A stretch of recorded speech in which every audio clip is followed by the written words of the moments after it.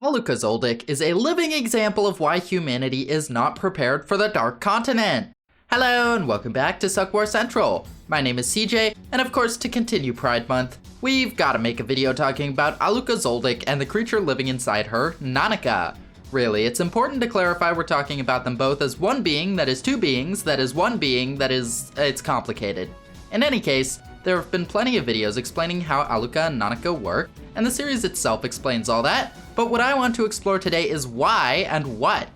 Why exactly do Alluka and Nanaka have the rules that they do, and what exactly is the true nature of the Dark Continent creature that is Nanaka? Yes, we know she's an eye, but I want to dig a bit deeper than that and see if we can use this to learn anything about the Dark Continent as a whole. So look, the rules around Alluka and Nanaka are complicated, and I'm not going to waste your time by recapping them. Link to the Hunter x Hunter wiki page for them is in the description, but you really just need to know the basics to understand the video. Nanaka makes requests, wish granting mode is activated, the severity of the wish influences the difficulty of the next requests, and if the requests aren't granted, a bunch of people die, and Killua is exempt from the rules because he's a baller. Clear? Fantastic, let's get started. Alright, what I'm about to say would probably make Alluka yell at me if she heard me say it, and I kind of feel guilty just putting it in my script, but Nanaka is by definition a parasite.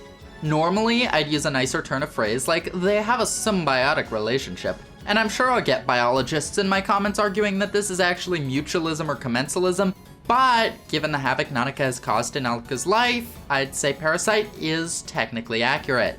Again, doesn't mean I think Alluka would be better off without Nanaka or Nanaka should be kicked out or suppressed. I'm just saying that Nanaka is an eye, and eyes appear to be a parasitic species. Sorry, I had to clarify all that because I don't want to get mysteriously struck by lightning 27 times in the back of the head on a sunny day. So, with that out of the way, what is a parasite's modus operandi? By and large, they attach to the host as a means of acquiring food. And there's one concept that seems to make the Nanaka wheels go round, and it's the same one that I believe the creature, I, is based around in general. That's love, baby! See, I is known as the codependence of desire. Love is what allows Killua to bypass the usual cost for Nanaka's wishes. Love is how Nanaka chooses the victims of those who fail to meet her demands, and love is the main thing Alluka and Nanaka seem to care about. And this leads me to my hypothesis about why the Dark Continent is so damn nasty to humanity. Isaac Netero went there looking for a strong opponent who would give him the fight of his life, but the only victory to be found was survival. I think that's because the creatures there don't deal in strength like what Netero was seeking. They're truly eldritch beings beyond humanity's measly little Nen system, and they deal with concepts. I think love isn't just part of some Nen ability Nanaka has, it's innate to how the creature I works. So yeah, love is quite literally their food. That said, it is also a Nen ability. Because I think a key distinguishing feature of the Dark Continent is going to be that a good chunk of the animals there, or at the very least the calamities, use Nen, and develop Nen abilities to suit their ecological niches that are pretty much incomprehensible to humans. And I mean, obviously Nanaka's powers are aura-based, because Nen users perceive her power as aura, and Nanaka's feeding method follows the conditions of a Nen ability, and a basic one at that. It's one of the most typical kinds of abilities we see. Give something, gain the power to take something in exchange. Nanaka, I believe, and I guess eyes as a species, adapt Nen abilities in order to get more of their delicious, delicious love food. And for those who aren't convinced, boom, look at this.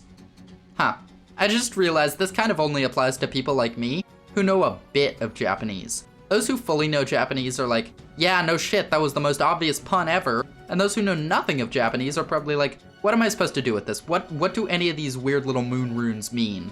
Well, point is, people used to assume that Nanaka's habit of saying I to grant a wish is an abbreviated form of hi that some children or people with speech impediments use, and hi means yes, which was why the official translation translated I as K.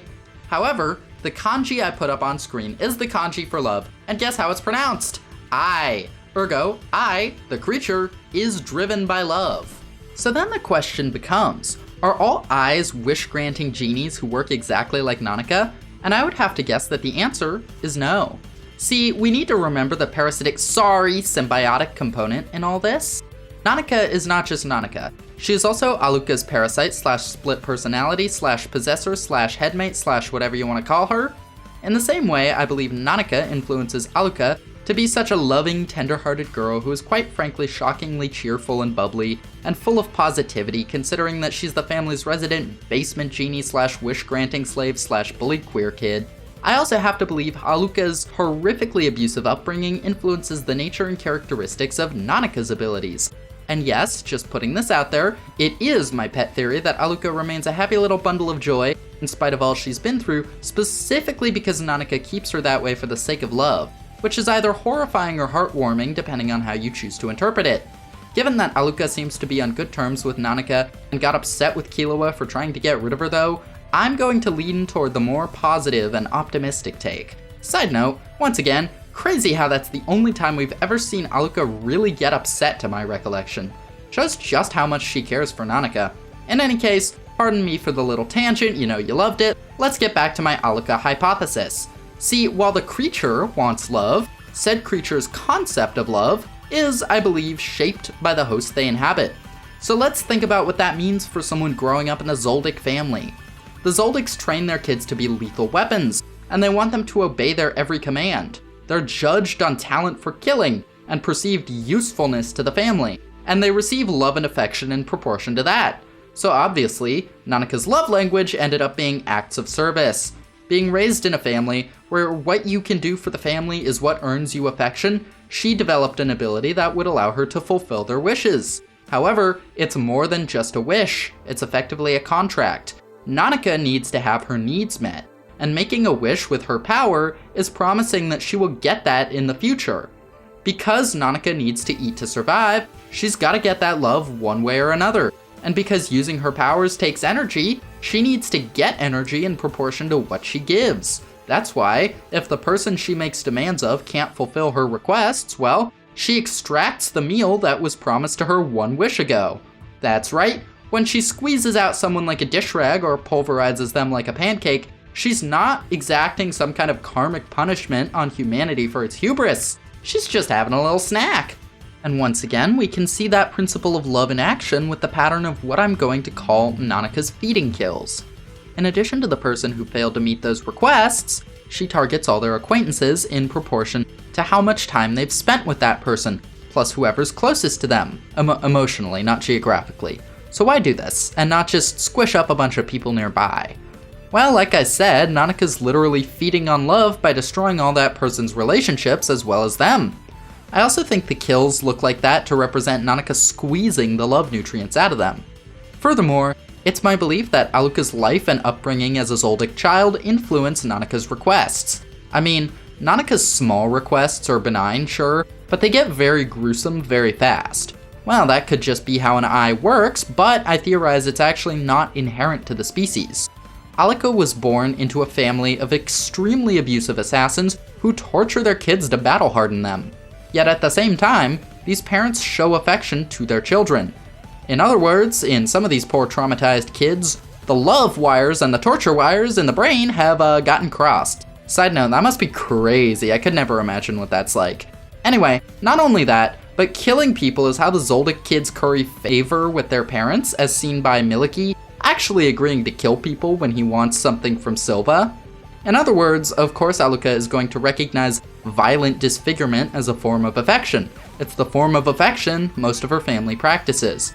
Most of the family doesn't, love her, so Nanaka needs to ask for acts that demonstrate affection to her so she can feed, like asking for Tsubone's fingernails.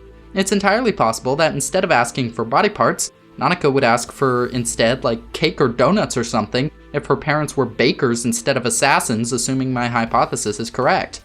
And of course, this explains why Killua is able to circumvent these requests entirely. Killua actually loves her.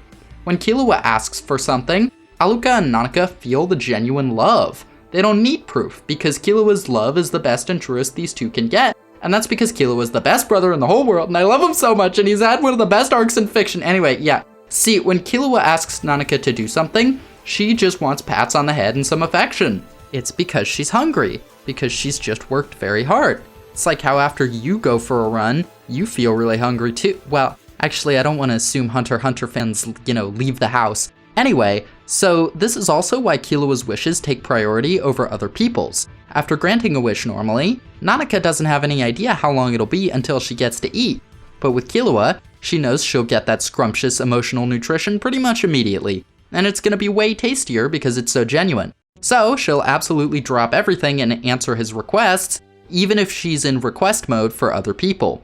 See, I think Nanaka's complicated in that the rules of her wishes are only half explainable as conditions of her Nen ability, but the rest are just ways she chooses to behave, or instinctually behaves as a Dark Continent creature.